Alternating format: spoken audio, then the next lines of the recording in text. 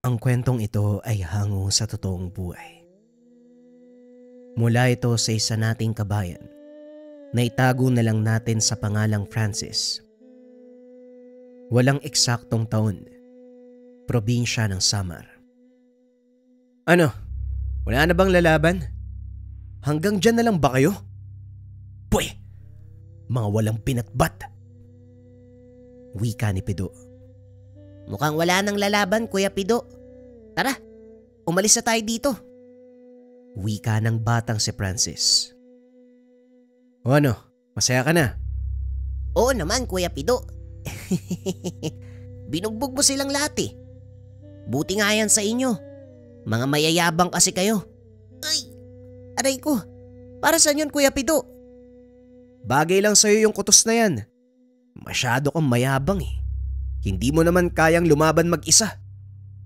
Eh kasi naman, sila yung nauna eh. Wala naman akong ginagawa. Pinagdidiskitan nila ako. Bawas-bawasan mo kasi yung kayabangan mo. Hindi sa lahat ng oras nandito ko para ipagtanggol ka, Francis. Pasensya na po, Kuya. Hindi na mauulit. Lagi ka namang ganyan eh. Halika na nga, umuwi na tayo. Nang mga panong ito, magkasamang namumuhay ang magpinsang Pido at Francis. Parehong naulila sa mga magulang nang tamaan ng bagyo ang kanilang bayan. Halos maubos na ang bahay sa lugar dahil sa baha. Maswerteng nakaligtas ang dalawa dahil ng mga oras na binabayo ng malakas na hangin at ulan ng kanilang bayan. Nasa kabundukan ang mga ito. Sinikap ni Pido na buhayin ang nakababatang si Francis dahil ni isang kamag-anak ay walang tumanggap dito. 20 anyos pa lang si Pido ng mga panahong iyon, ngunit hinug na ang isipan. Natutong makipagsabayan sa magulong buhay at sa murang edad, namulat sa malupit na mundo. Bilang nakakatanda ay ginabayan nito at pinangalagaan si Francis gamit ang mga nalalaman sa lihim na karunungan. Tama kayo nang narinig. Bago pa mamatay ang ama, tinuruan niya ito ng mga kaalaman sa dasal sa paglalayong mapangalagaan ng binata ang sarili. Nang tumagal, natutong paglinangin ni Pido ang mga kaalaman at nagamit. Kaso nga lang dahil walang gumagabay, hindi maiwasang maligaw ng landas. Napunta ito sa isang lugar kung saan lakas ang batayan upang irespeto. Ito rin ang batayan para kilalanin ng kapwa. Dito nahasa ng husto ang kaalaman ng binata. Kaso nga lang kasabay nito, nakilala siya bilang sanggano sa kanilang lugar. Kahit saan mapunta, may mga taong naghahangad na pabagsakin siya. Ngunit dahil na rin sa taglay na kaalaman ng binata, nagagawa niyang makaligtas. Ito rin ang dahilan kung bakit ilag sa kanya ang mga taong nakakakilala ang bansag sa kanya, kamaon ng demonyo. Dahil ang bawat masuntok ni Pido, kung hindi na ospital, binabawian ng buhay. Ilang beses na ring nakulong ang binata, kaso nga lang mabilis na nakakalaya dahil wala namang nagsasampa ng reklamo o hindi kaya naman kilalang masamang tao ang napapabagsak. Ito ang naging buhay ni Pido hanggang sa makasama si Francis. Sinikap ng binata na maging mabuting ehemplo sa pinsan dahil ayaw niyang tularan ng nakababatang pinsan ang pinagdaanan. Kuya, anong pakiramdam na kinakatakutan ka ng iba? Ano? Bakit mo naitanong? Wala naman. Kasi parang ang angas tignan eh. Lalakad ka tapos umiiwas sa'yo yung mga tao. Sasabihin ko sa'yo ang totoo, Francis. Hindi magandang kinakatakutan ka ng mga tao. Mawawalan ka ng kaibigan. Kaya ikaw, wag mo kong tutularan. Mas magandang kinakatakutan ka dahil sa respeto, kumpara sa kinakatakutan ka dahil sa mga ginawa mo. Ha? Ano daw? Ang gulo ah. Pero malinaw naman sa akin na huwag kang tularan. Kaso parang ang hirap gawin eh. Anong mahirap gawin? Simple lang yun. Umiwas ka ng gulo. Habang nag-uusap ang dalawa, nakita ni Pido ang mga kalalakihang papalapit. Pinaalis nito ang pinsan dahil ayaw niyang marinig ang pag-uusapan. Francis, ang mabuti pa. Mauna kang umuwi. Kakusapin ko lang yung mga taong to. Kilala mo ba yung mga taong yan, kuya? Oo. At alam kong wala silang gagawing mabuti. Kaya mauna ka nang umuwi. Baka mamaya mapahama ka dyan. Dito lang ako. Huwag nang matigas ang ulo. Sige na, umuwi ka na. Sige na nga. Una na ako, kuya. Mag-iingat ka, ha? Naglakad na ito palayo. Kaso nga lang imbis na umuwi, nagtago ito sa likuran ng poste. Malapit lang ito doon sa lugar kaya narinig niya ang pinag-uusapan nila. Kumusta, Pido? Ang hirap mong hanapin, ah. Dito ka lang pala makikita. Ano? Napag-isipan mo na ba yung alok ni boss? Oo, matcha, sa pag-isipan ko na. Pasensya na kaamo, ha. Hindi ko matatanggap yung inaalok niyang trabaho. Matagal na akong huminto sa ganung uri ng buhay. Alam mong imposible ang sinasabi mo, Pido. Hindi ka na makakakalas. Ako pa rin na magpapasya, Matias. Ngayon subukan niyo akong guluhin. Tignan natin kung hindi maghalo ang balat sa tinalupan. Masyado ka namang mainit, Pido. Kalma lang. Bakit ba ayaw mong tanggapin yung trabaho? Kikita ka naman. Mas gusto mo pang magtiyaga sa ganitong uri ng trabaho. Pagod ka, oh. Nangangamoy araw. Pero kakarampot ang kinikita. Mas gugustuhin ko ang ganito kaysa kumita ng pera sa hindi mabuting paraan.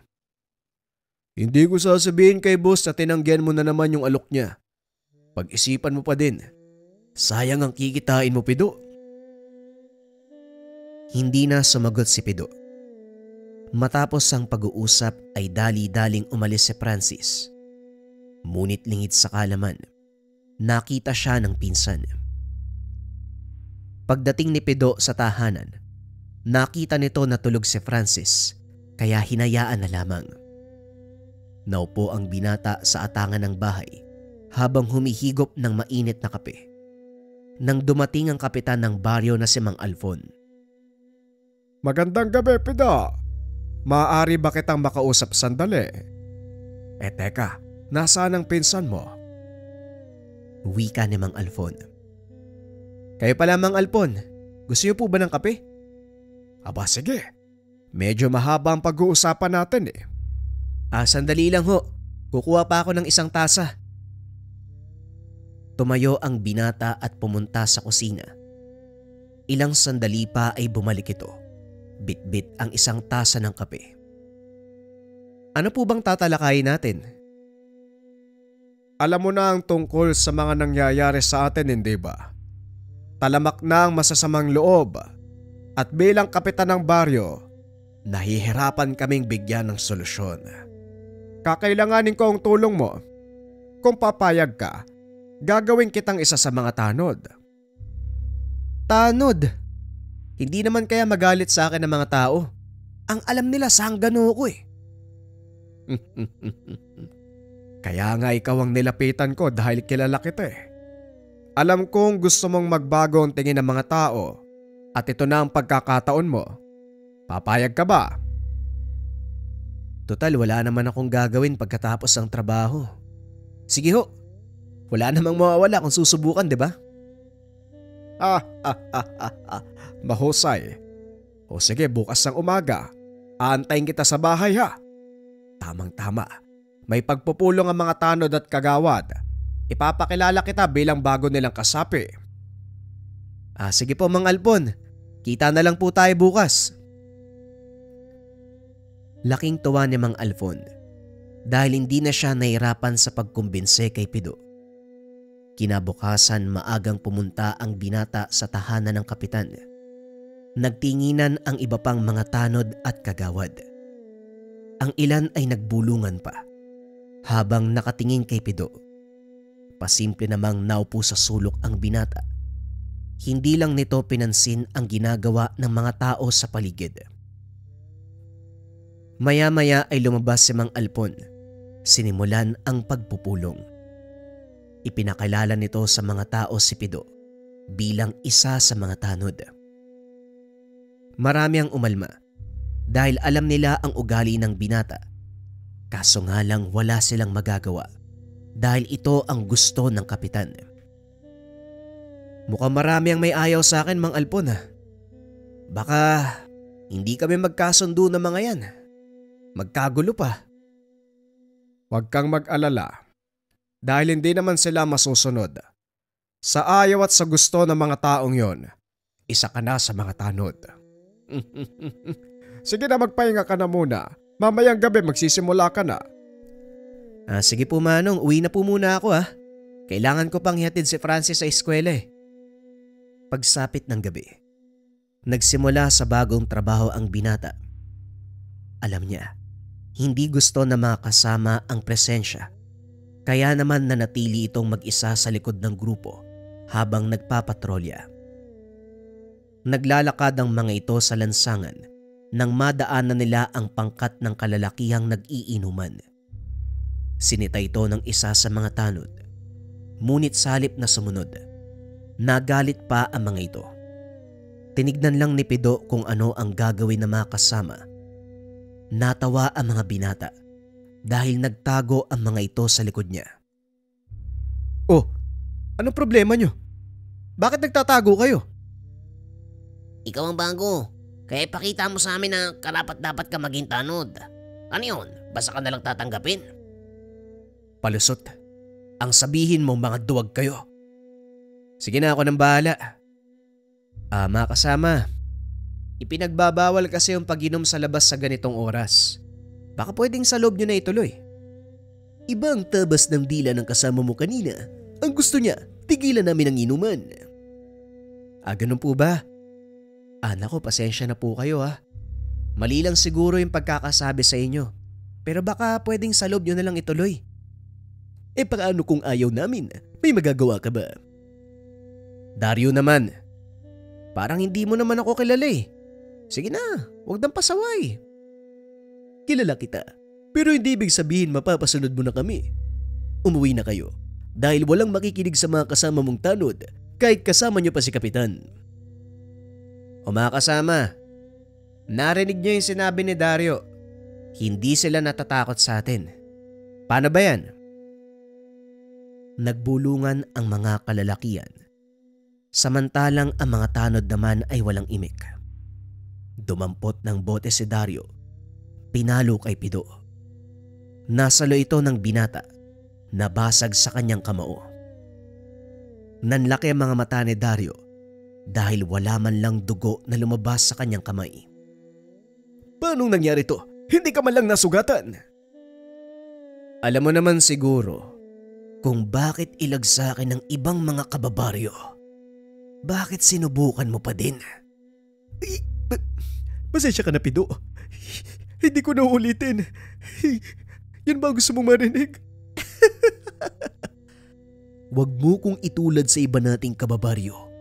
Hindi ako natatakot sa'yo. Wika ni Dario. Sabay unday ng saksak sa tagiliran ni Pido. Sinalo ito ng binata. Pinilipit ang kamay ni Dario. Binalaan na kita. Kinausap ng maayos pero hindi ka nakinig. Kaya pasensya na lang tayo. Sa kabila ng laki ng katawan ni Dario, nagawa itong pabagsakin ni Pido sa pamamagitan lamang ng isang suntok.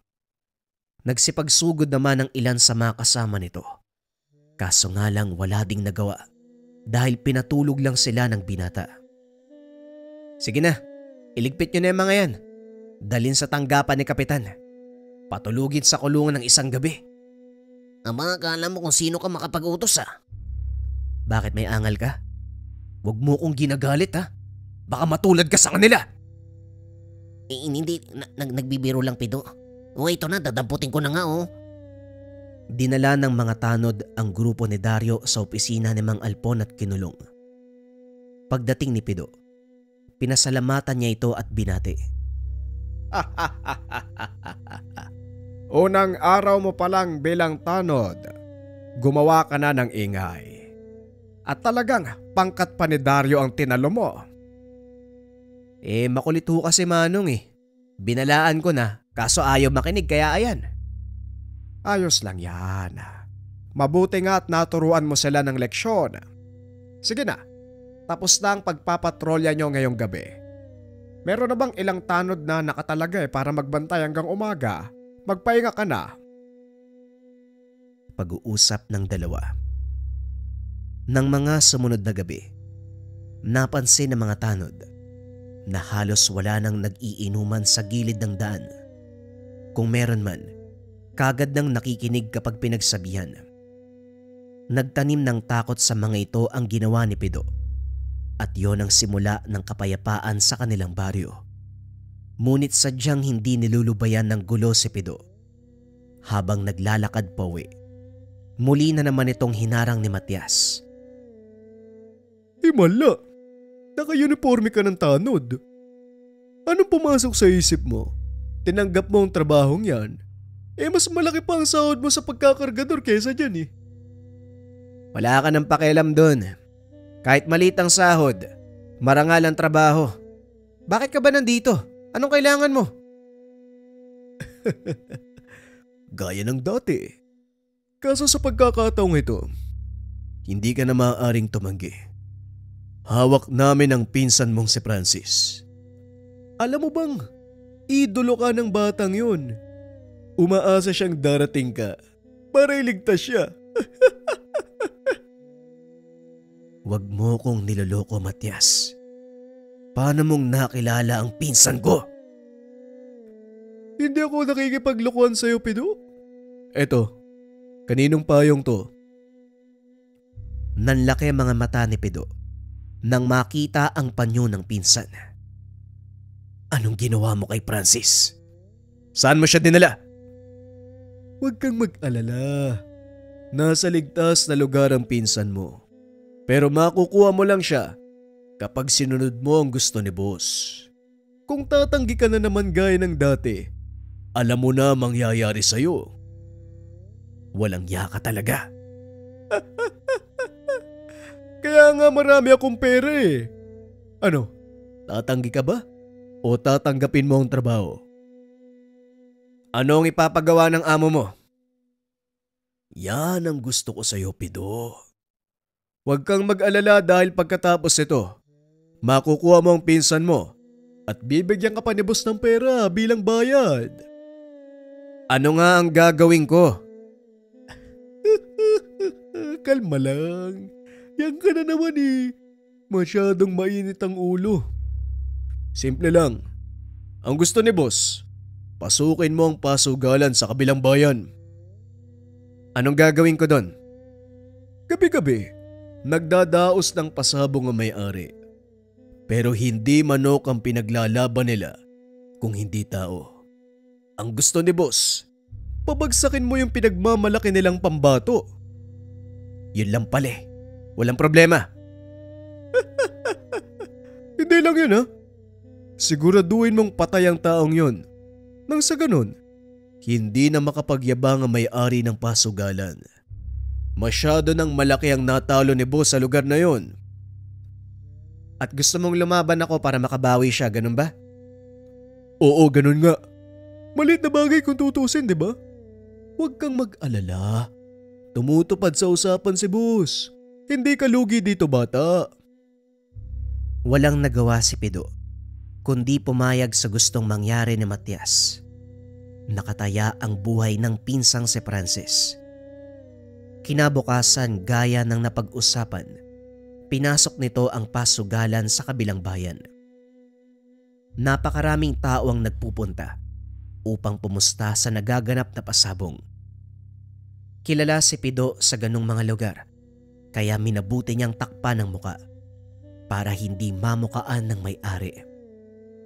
Alam ni Matias ang gagawin ni Pido, kaya naman madali niya itong nakilala. Walang kahirap-hirap na nakisali ang binata at habang hinihintay ang pagkakataon, pinanood nito kung paanong lumaban ang tinuturing na kampyon ng lugar. Maraming mandirigma ang napabagsak. Aminado si Pido na may kalakihan nga ang makakalaban.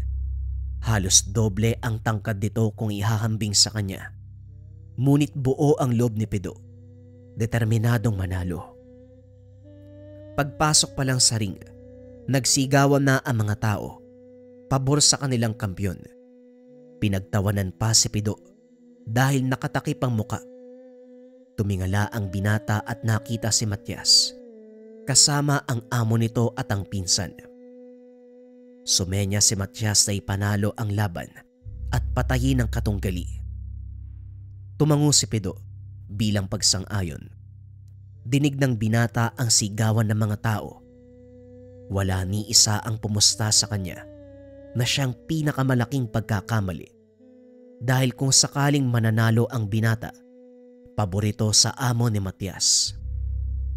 Natapos na ang pustahan. Ibinigay na ang hudyat na magsimula ang laban. Walang pagdadalawang isip na sumugod ang kalaban, kaso nga lang mabilis na nakaiwas si Pido.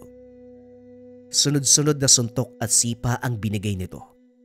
Kaso nga lang lahat ng yon ay walang tumama. Ito ang katangiang taglay ni Pido. Kakaibang bilis at malapalos na katawan. Sa kalagitnaan ng laban, sinadya nitong magpatama para masukat ang lakas ng kalaban. Nang mapagtantong kaya ang bawat atake, sunod-sunod na suntok sa katawan ang ibinigay ni Pido sa kalaban. Halos hindi makakilos ang katunggali dahil sa tindi ng parusang ibinigay ng binata. Sinadya din ni Pido na kontrolin ang bitaw ng suntok para tumagal ang laban. Ramdam niya ang panghihina ng kalaban dahil sa bawat pagbitaw ng suntok, pahina ng pahina ang bawat atake. Nakita ni Pido, unti-unti nang nangihina ang kalaban, kaya nagpa siya ito na tapusin na ang laro. Tumakbo ang binata papunta sa likod ng katunggali. Hinawakan sa ulo, hinampas sa sahig. Nabalot ng katahimikan ng paligid nang makita ang nangyari sa kanilang kampyon. Hinayaan ni Pido na makatayo ang kalaban bago matake. Isang malakas sa suntok sa dibdib ang naging dahilan ng pagbagsak nito. Dito na binawian ng buhay ang kalaban. Bumulwak ang dugo sa bunganga at ilong ng kalaban at nang pulsuhan nito ng nangangasiwa, idineklara na patay na ang lalaki. Tinignan ni Pido si Matias. Nakangiti ito habang tinatapik sa balikat ang pinsan. Matapos ang laban, pumunta ang binata sa likod ng pasugalan upang makipag-usap kay Matias. Kaso nga lang laking pagtataka ng binata dahil wala si Francis. Magaling, Pido! Hindi mo binigo si boss. Etong pabuya. Wika ni Matias, sabay bato ng sobrang naglalaman ng pera. Nasaan si Francis? May usapan tayo, Matias. Ilabas mo ang pinsan ko. Hindi pa tapos, Pido. Ang sabi ko, kapag natapos mo na ang ipapagawa ni boss, doon pa lang namin papakawalan ng pinsan mo. Sinunod ko ang gusto nyo. Ngayon tumupad ka sa pinagkasunduan. Kung hindi, sasamain ka. Wala ka sa lugar para takutin ako, bata. Pero huwag kang mag-alala. Darating tayo dyan. Sa ngayon, kalma lang. Sige na. Magantay ka sa susunod naming ipapagawa. Lingid sa kalaman nito. Labis na ang galit ng binata at ang pinakamalaking pagkakamali nang tumalikod siya. Dali-daling tumakbo si Pido papunta sa kinakatayuan ni Matias. Sinuntok sa batok. Bumagsak si Matias. Sa isang suntok lamang ay natapos ang buhay nito. Biglang lumabas ng sasakyan ang isang lalaki na may hawak sa pinsan. May nakatutok na baril sa ulo nito. Kitang-kita ng binata ang takot sa mata ni Francis. Kuya Pido, tulungan mo ko. Ayoko pang mamatay. Huwag ka mag-alala, Francis. Hindi ka mamamatay. Ililigtas kita. Ililigtas. Tignan natin kung mas mabilis ka kumpara sa bala. Wika ng lalaki. Laking gulat nito. Nawala sa paningin si Pido. Hinanap nila sa lugar kaso hindi makita. Laking gulat ng mga ito nang biglang lumitaw si Pido sa tabi ng lalaki na may hawak kay Francis. Nagkamali ka ng binangga, Manuel. Ngayon pagsisisihan mo ang ginawa mo sa pinsan ko. Biglang hinawakan ni Pido ang baril na nakatutok sa ulo ni Francis. Sa sobrang lakas ng pagkakahatak, nabali ang kanang braso ni Manuel. Dali-daling niyakap ni Pido ang pinsan at sa pagkakataong iyon ay pinaulanan sila ng bala. Ramdam ni Francis ang pagtama ng mga ito sa katawan ni Pido. Kaya naiyak na lang ang binata. Alam niyang hindi kakayanin ng katawan ng pinsan ang bala ng baril. Oo, at may kakaiba itong lakas, ngunit wala itong panama sa bala. Nang humupa ang putukan, isa-isang nagpulasan ang mga tauhan ni Manuel. Maging siya ay nadamay sa ginawa ng mga ito. Nakaandusay si Manuel sa tabi ni Pido na noon ay pilit na hinahabol ang hininga. Francis, ayos ka lang ba? May tama ka ba? Huwag mo kong isipin, kuya. Tignan mo yung sarili mo. Halika na, dadaling kita sa ospital. Hindi na ako aabot, Francis. Pero masaya ako dahil ayos ka lang. Kaya mo yan, kuya. Lumaban ka, abot tayo. Maraming salamat, Francis. Pero malala ang tama ko. Makinig kang mabuti, hindi na ako magtatagal. Pasensya na kung hindi na kita masasamahan sa pagtatapos mo. Pagbutihin mo ang pag-aaral, Francis. Yun lang ang tanging yaman na hindi makukuha sa'yo.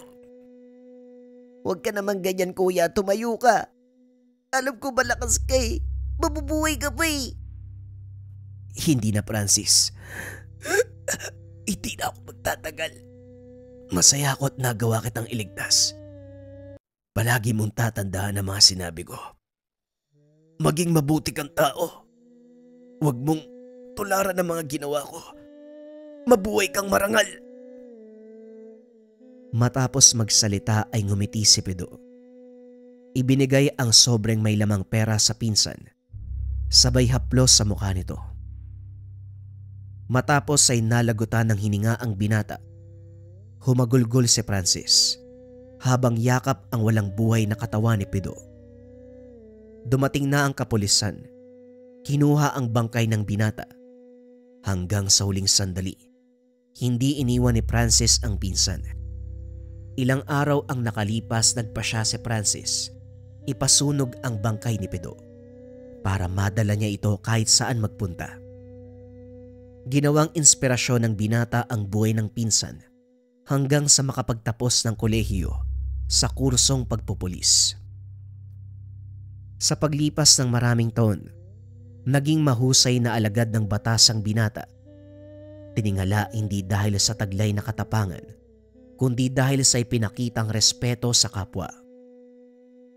Gaya ng itinuro sa kanya ni Pido, namuhay ng marangal si Francis gamit ang lahat ng natutunan upang maging mabuting tao. Sa kasalukuyan, retiradong pulis, may sariling pamilya itong si Francis. Ngunit hindi pa rin nawawala ang lahat ng naituro sa kanya na siyang ipinasa sa mga anak at apo. Napatunayan ni Francis na hindi lahat ng masamang tao wala nang natitirang kabutihan sa puso. Patunay dito si Pido na kahit ang pinakamasamang nilalang may kakayahan na gumawa ng kabutihan kahit pa nagtataglay ng kamao ng demonyo. Ang kwentong ito ay hango sa totoong buhay. Mula ito sa isa nating kabayan na itago na lang natin sa pangalang Miko. Taong 1975. Sitio Magbalyo, probinsya ng Iloilo. Ayon sa ilang mga kwento, Bago pa man tayo sakupin na mga dayuhan, ang mga aswang matagal nang naninirahan sa lupain ng ating bansa. Sa katunayan, kabilang sila sa mga unang nananahan dito, partikular sa kapuluang sakop ng Visayas. May ilang napadpad sa Mindanao, ngunit maliit na porsyento lang ito sa kabuuan ng dami nila. Maraming kwento na rin ang lumaganap. Malaki ang kontribusyon ng mga aswang sa ating kasaysayan, lalo na sa pakikipaglaban sa mga dayuhan. May ilan pang taong nagsasabi na isa sa mga kilala nating bayani ay mula sa lahi ng mga aswang. Hanggang sa sumapit ang modernong panahon ng pananakop, may mga taong nagsabi na ang mga aswang din ang naging susi sa tuluyang paglupig ng mga dayuhang Hapon na pilit na sumasakop sa ating bansa. Ngunit habang dumadaan ang mga taon, nagbabago ang mundo at nagiging moderno ang lahat. Unti-unti nang naglaho sa paningin at kaalaman ng tao ang mga nilalang na ito. Karamihan sa atin ay hindi na naniniwala, ngunit may ilang nakakaalam na totoo sila. At ito ang napatunayan ng tagapagpadala ng kwento. Nang mga panong iyon, kakapasa pa lang ni Miko sa pagsusulit para maging guro. Maswerteng natanggap kagad ito sa pinapasukang paaralan. Kaso nga lang, kinakailangan niyang mailipat sa isang sityo dahil sa kakulangan ng guro sa lugar. Hindi nag-atubili ang binatang tanggapin ng trabaho. Dahil na din sa pangarap nitong makatulong sa mga bata na matutong magbasa at magsulat. Simula pagkabata, pangarap na ni Miko ang maging guro.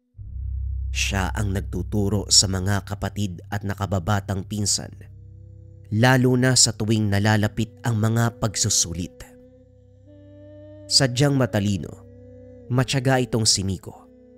Kaya naman nagawang magtapos ng kolehiyo ng may pinakamataas na karangalan. Bagaman mula sa mahirap na pamilya, hindi naging hadlang sa binata ang kakapusan sa pera. Gumawa ito ng paraan para maigapang ang sarili sa pag-aaral. Magsasaka ang ama at ang ina ay namamasukan bilang kasambahay. Labis na ligaya ang naramdaman na makapagtapos at makapasa sa pagsusulit ang panganay na anak. Malaki ang pasasalamat ko sa Diyos dahil nagawa mong makatapos ang pag-aaral. Pasensya ka na, Miko, ha, dahil mahirap lang ang tatay mo. Wala kaming masyadong naitulong. Wika ni Mang Tasyo. Si tatay naman hindi nyo kailangang humingi ng tawad. Hindi ako makakarating sa antas na to kung hindi dahil sa inyo ni nanay. Kaya kung ano man ang tagumpay na nakamtan ko ngayon, para po sa inyo yun at dahil sa inyo. Simula pa lang to, tay. Huwag kayo mag-alala. Unti-unti kong ibabangon ang buhay natin. Hindi mo naman kailangan gawin yun, anak. May sarili kang buhay. At habang kaya mo maging masaya ka, lalo na ngayon may sarili ng trabaho, hindi namin pipigilan ang kaligayahan mo. Wika ni Aling Marta. Darating din po tayo dyan, Nay, pero sa ngayon, ang pinakauna kong gagawin, may pagpatayo ko kayo ng bahay ni tatay. O hindi kaya naman kung ayaw nyo, ipapaayos ko na lang tong bahay natin. Ay naku, Miko, kontento na kami sa maliit na bahay. Huwag kang mag-abala.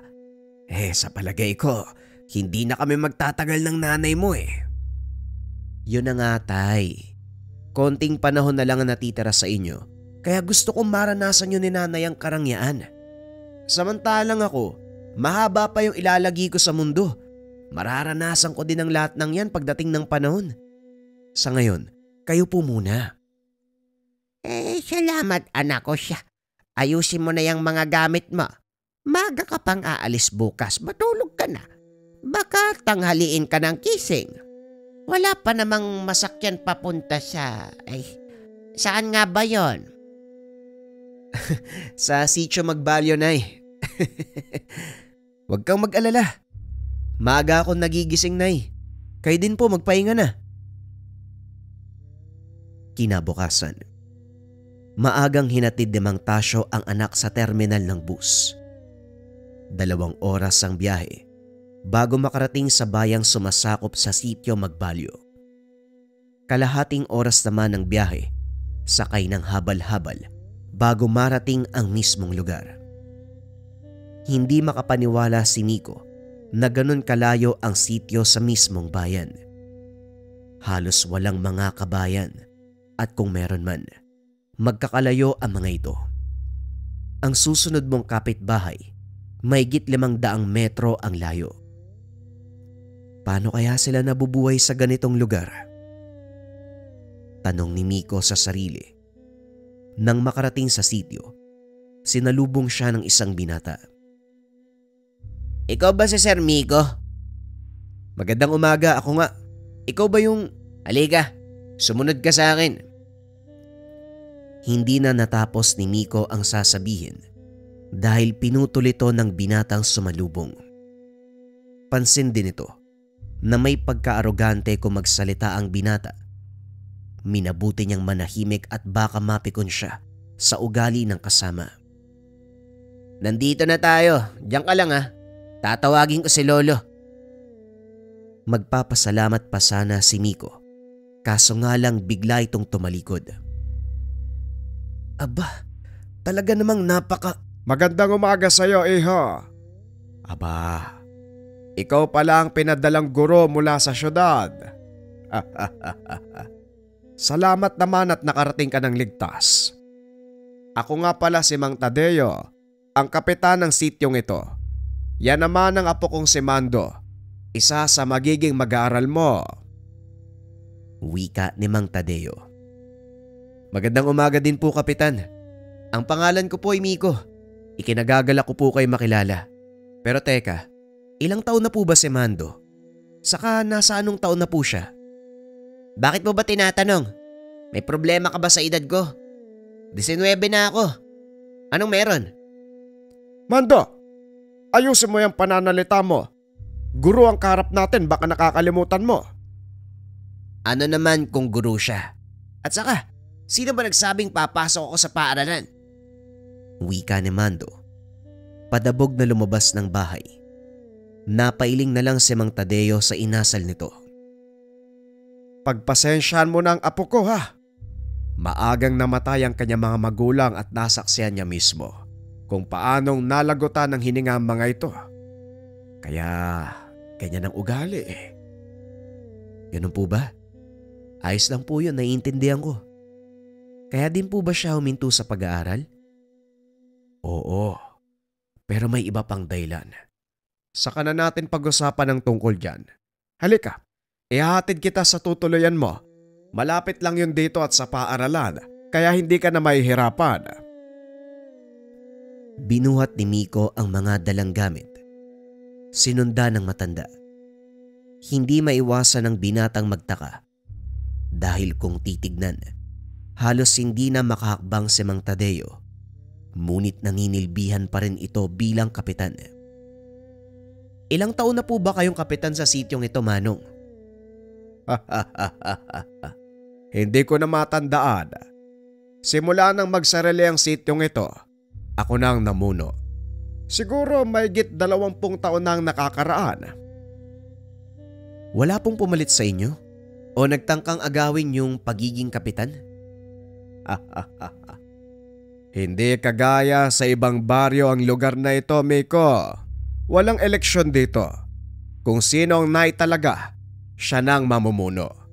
Hanggang sa hindi na kaya ng katawan, malakas pa naman ako at isa pa. Wala ding gustong sumalo ng responsibilidad ko sa sityo. Kaya ito kahit matanda na, patuloy pa rin sa paglilingkod.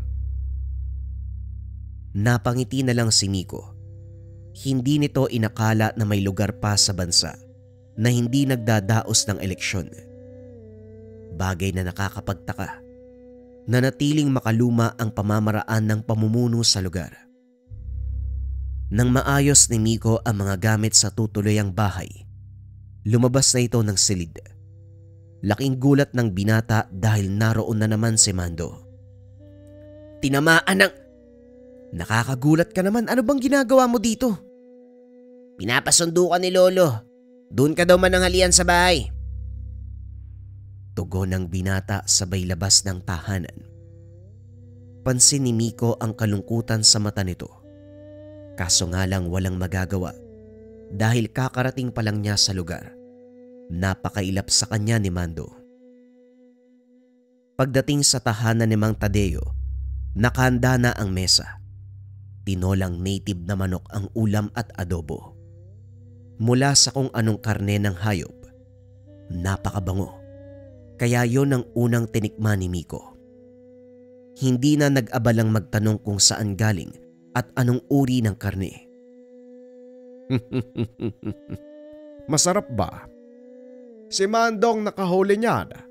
Sige lang, kumain ka lang, marami pa doon, oh. Opo, masarap nga. Pero teka, humuli? Ano po bang karne to? Karne ng bayawak ang isang yan. Inadobo sa gata. Masarap hindi ba? Biglang binitawan ni Miko ang hawak na kaperasong laman. Pilit nilunok ang nasa bibig sabay inom ng tubig. Bakit, Sir Miko? May problema ba? Wala naman po. Ang totoo niyan, unang beses ko palang kumain ng ganito eh. Hindi naman masama ang lasa. Yun nga lang, biglang lumamig yung sikmura ko nang malamang bayawak pala to eh. Huwag kang mag-alala. Alam kong magiging ganyan ang reaksyon mo. Hindi bayawak ang isang yan kung hindi labo yung manok. Hindi rin kami kumakain ng mga hayop na may kaliskis. Gaya ng ahas, kahit pagong at bayawak. Sige na, kumain ka na. Nagbibiro lang ako. Tinignan ni Miko si Mando. Nakayuko lang ito. Pero yumuyugyog ang balikat sa kakatawa. Napangiti na lang si Miko. Alam niya kung paanong paaamuin si Mando. Pagsapit ng hapon nagpa siya ang binata na pumunta sa paaralan. Dahil baguhan sa lugar, nakiusap kay Mando na samahan siya. Ha? Bakit ako? Marami namang iba dyan ah. O hindi kaya si Lolo na lang? Wala naman akong kakilala dito eh. Saka yung lolo mo abala sa pagpapakain ng mga manok. Sige na, samahan mo na ako. Tapos pagkagaling sa paaralan, turuan mo ko kung paano mangaso. Talaga, sigurado ka? Gusto mong matuto na manghuli ng mga hayop? Aba oo naman. Bakit sa lagay eh? Kailang ba ang matututo? Dito na ako titira. Kaya kailangang aralin ko rin ang magiging buhay ko rito. O sige, pero sa isang kondisyon. Kondisyon? Ano yun? Tuturuan mo ako ng mga aralin ha? Kaya nga ako naging guro eh. Dahil yon ang trabaho ko. O siya, payag na ako, halika na. Samahan mo muna ako sa paaralan. Ito ang naging simula ng pagiging malapit ni Miko kay Mando. Halos araw-araw magkasama ang mga ito. Tuwing Sabado at Linggo, nangangaso ang dalawa o hindi kaya naman nangingisda sa ilog. Ilang buwan ang nakalipas. Nasanay na si Miko sa ganung uri ng pamumuhay hanggang sa pinuntahan niya ang isa sa mga estudyante dahil hindi na ito pumapasok. Mando, mamayang uwian. Samahan mo ako sa bahay nila Isko ah. Ilang araw na siyang hindi pumapasok. Nag-aalala ako eh. Baka hindi siya makapasa sa pagsusulit natin. Si Isko? Naku sir, malayo ang bahay nun dito. Sa kausap-usapan, komunidad ng mga aswang ang kinaroroonan nila. Kaya ilag kaming pumasok sa lugar na yun eh. Aswang? Hindi totoo ang mga yon. Kwento lang yan na mamatatanda. Kung ayaw mong sumama, ituro mo na lang sa akin kung saan yung bahay niya. Delikado nga dun sir. Bakit ba ayaw mong maniwala? Kung gusto mo, tanungin mo si Lolo. Ang hirap sa'yo, nagsasabi na ako ng totoo. Ayaw mo pang paniwalaan eh. Hindi naman kasi talaga kapanipaniwala mga sinasabi mo, lalo na tungkol sa mga aswang. Wika ni Miko. Lingid sa kalaman ng mga ito ay dumating si Mang Tadeo. Mga aswang, tama bang narinig ko? Pinag-uusapan niyo ang tungkol sa mga aswang. Magandang hapon po, Kapitan. Opo. Ang sabi kasi ni Mando, yung kaklase niyang si Isko, nakatira daw sa baryo ng mga aswang. Alam naman natin na walang ganun, hindi ba? Hindi nagsisinungaling si Mando, Sir Miko. Totoo ang mga aswang. Kayo talaga, Manong, oh. Mapagbiro. Paano magiging totoo ang mga kwento? Para sa henerasyon mo at sa mga taong nabubuhay sa modernong mundo, kathang isip sila. Gawa-gawa ng mga nakakatanda upang ipanakot sa mga bata. Pero ako mismo ang magpapatunay sa iyo na totoo sila. Kung ayaw mong maniwala, sige. Sasamahan kita sa lugar na yan. Si Kapitan naman puro biro eh. Importante ho kasi na makausap ko yung magulang ni Isko tungkol sa pag-aaral niya. Hindi ako nagbibiro, Sir Miko. Bukas na bukas. Sasamahan kita sa dulo ng sitio Magbalyo. Yon ang pinakaliblib na bahagi ng lugar na ito. Wala masyadong nagpupunta dahil na din sa panganib na dala ng mga naninirahan doon. Sa mga sinabi ng matanda, napagtanto ni Miko na hindi nga nagbibiro. Gayunpaman para sa kanya, napakahirap paniwalaan ang mga bagay-bagay, lalo na kung tungkol sa mga aswang. Kinabukasan araw ng Sabado walang pasok. Maagang naganda ang binata upang pumunta sa dulo ng sitio.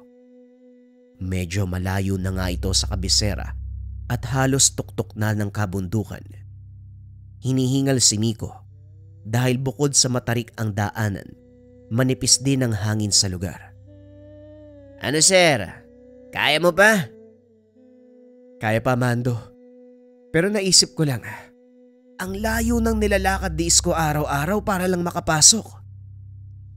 Hindi na bago para sa kanila ang ganitong uri ng daan.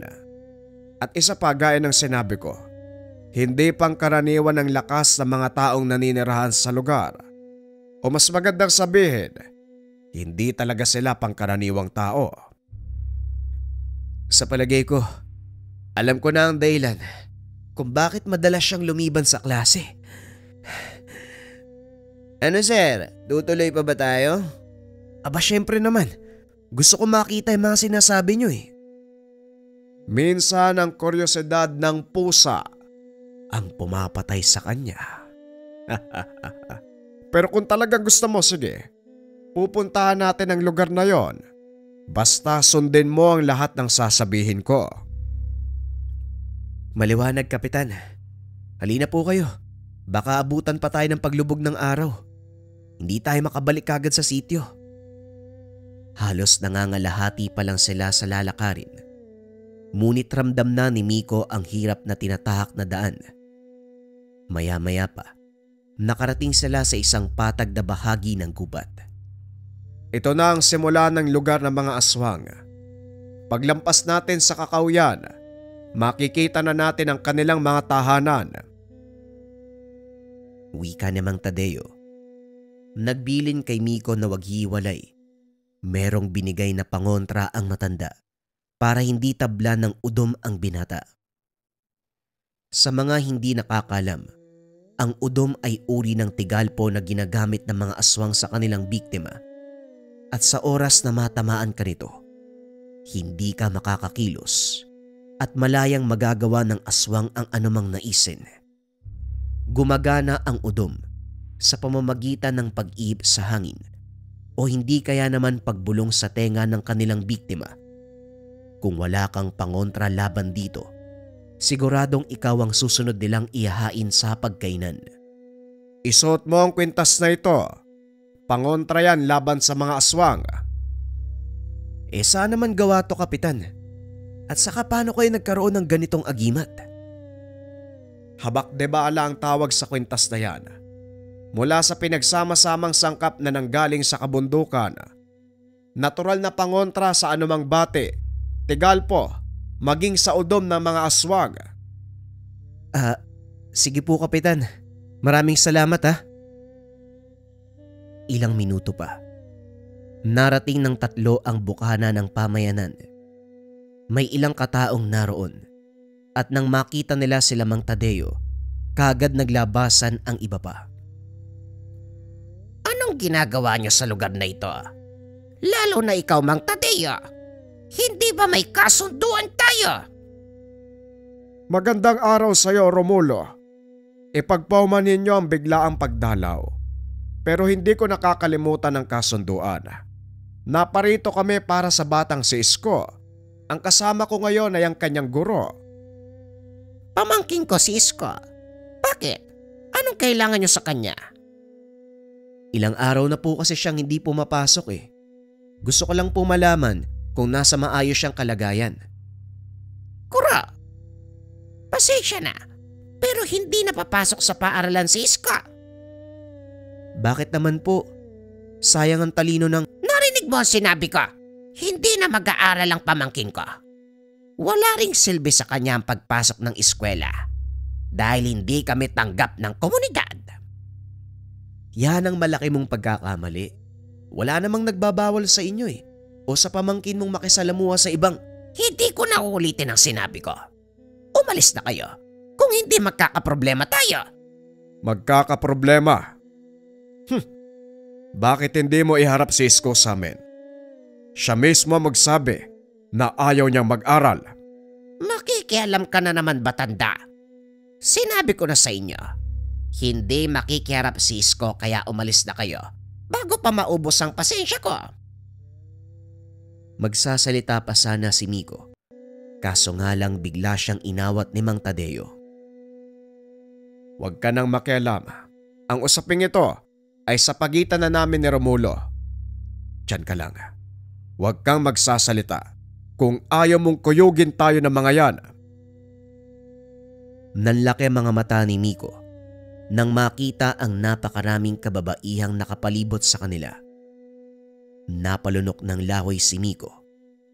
Kalmado lang si Mando habang ang isang kamay ay nakahawak na sa itak.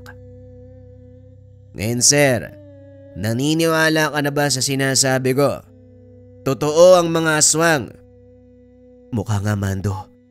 Pero sa ngayon wag muna nating pag-usapan ng bagay na yan. Anong gagawin ng lolo mo? Susubukan niyang hamunin si Romulo para makausap si Isko. Kung mapapahamak lang din si Kapitan, hindi na siguro kailangan. Kapitan, wag na po nating ipilit. Kung ayaw nilang iharap si Isko, malis na lang po tayo. Hindi ka na maririnig ni Lolo. Sa ngayon, nakikipaglaban na siya sa isipan gamit ang kanyang mga dasal. Hindi mo ba alam na may mga anting-anting si Lolo at magaling siya sa mga Latin? Antingero ang tawag sa kanya na mga taga sa amin. Ganun ba? Kaya pala may mga pangontra siyang ibinigay sa akin. Pag-uusap ng dalawa. Patuloy na nagtitigan sina Romulo at Mang Tadeo. Alam ni Mando na naglalaban sa isip ang mga ito. Ngayon tignan mo kung sino ang unang babagsak. Babagsak? Anong ibig mong sabihin? Isa sa kanilang tutumba o mamamatay?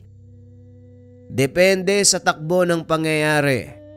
Pero parang alam ko na kung sino ang unang susuko. Walang sino man ang nakakatalo kay Lolo. Ganun ba kahusay na albularyo si Kapitan? Hindi lang mahusay na albularyo si Lolo. Kinakatakutan siya ng mga aswang.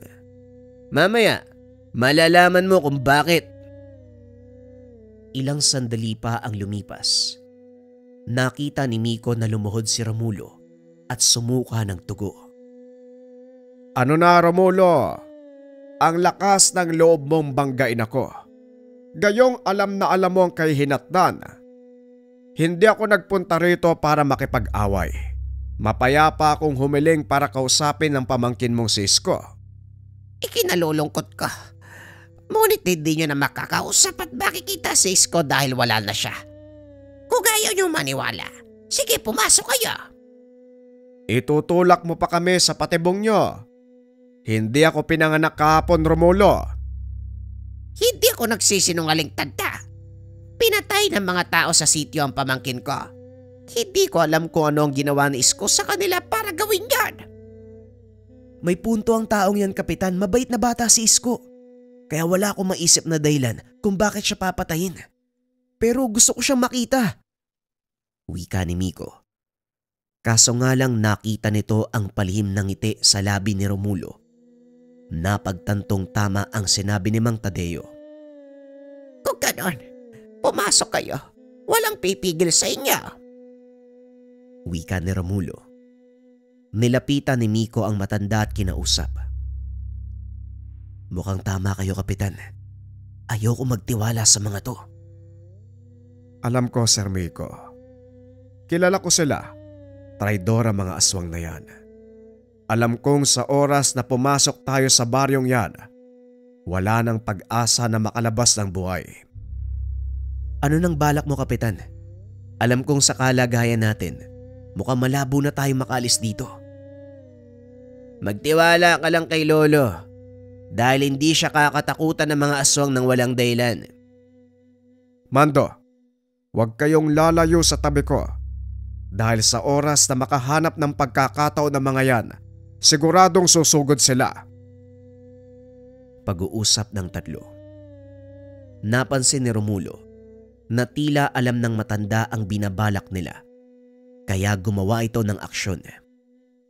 Nag-aantay na kami. Ano, papasok ba kayo o hindi? Huwag mo kaming linlangin, Romulo. Nasaan si Isko? Hindi ka talaga maiisahan. Pero sa tingin mo, makakaligtas ka pa. Malaking pagkakataon ito para sa amin. Dahil sa wakas, may pagiganti na ang mga kalahing pinatay mo. Ang tanong, kaya nyo ba akong talunin? Ano pang inaantay nyo? Bakit hindi kayo sumugod? Masyado ka pa ring mayabang. Tandaan mo, normal na tao ka lang. May limitasyon ang katawan mo at may hangganan ng lakas mo. Totoo ang sinasabi mo pero sa palagay ko, hindi ko kakailanganin ng mahabang oras at maraming lakas para ubusin kayo lahat. Sa sobrang galit ng mga aswang, sabay-sabay silang sumugod. Hinila ni Mando si Miko palayo kay Mang Tadeo nang palapit na ang mga aswang. Kinumpas ng matanda ang kamay.